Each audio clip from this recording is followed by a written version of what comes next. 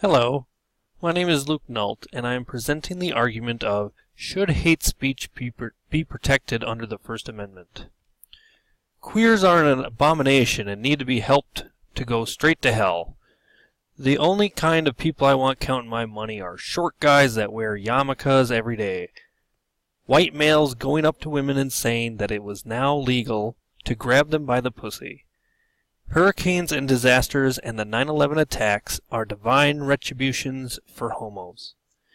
These are the types of things being said in public and, as of right now, are protected by the First Amendment. Hate speech should not be protected by the First Amendment because it is a form of racism, it encourages violence, and it prevents the advancement of humanity as a whole. Here are some reasons as to why hate speech should not be protected. It's a form of racism. According to an article in the LA Times, these negative physical and mental health outcomes, which embody the historical roots of race and gender oppression, mean that hate speech is not just speech. Hate speech is doing something. It results in tangible harms that are serious in and of themselves, and that collectively amount to the harm of subordination, the harm of perpetuating discrimination, the harm of creating inequality. It encourages violence. On countless events of hate speech, violence seems to always occur. This will happen because of how polar the two sides are from each other.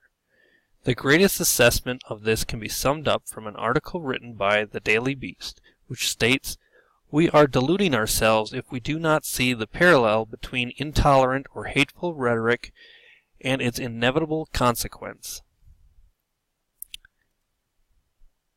Now let's take a look at some of the viewpoints of both the government and the general public. Here in Figure 1, we can see that among the Democrats, whites are more in favor of protecting hate speech than those of different color. White Democrats think this way because they are not the people targeted by these hate speeches, whereas the Democrats of other races feel the pressure of this hate. Figure 2 shows how the general public feels towards hate speech. As you can see, people mostly believe that hate speech is morally unacceptable. However, even though it is unacceptable, they still believe that hate speech should be protected by the First Amendment. In a recent survey by John Villasenser, a senior fellow at the Brookings Institute and a professor at UCLA, he found out that most college students didn't even know that hate speech is protected by the First Amendment.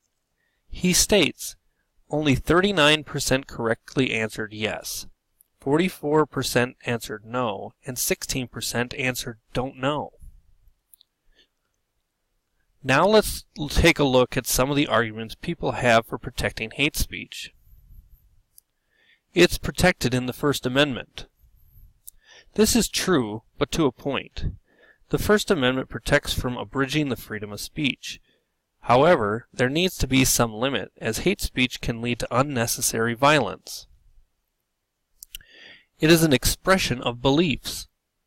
It is fine to hold your own religious beliefs, and nobody is trying to stop you from holding those beliefs.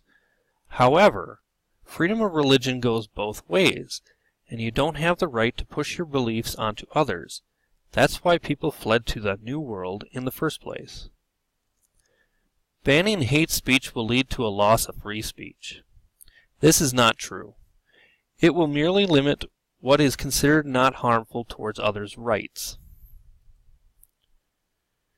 So in conclusion, I believe that hate speech should not be protected by the First Amendment. Hate speech is a form of racism and encourages violence. Removing hate speech from free speech would be the first step towards a brighter, more civilized society. Here are the references for my presentation. Thank you for your time.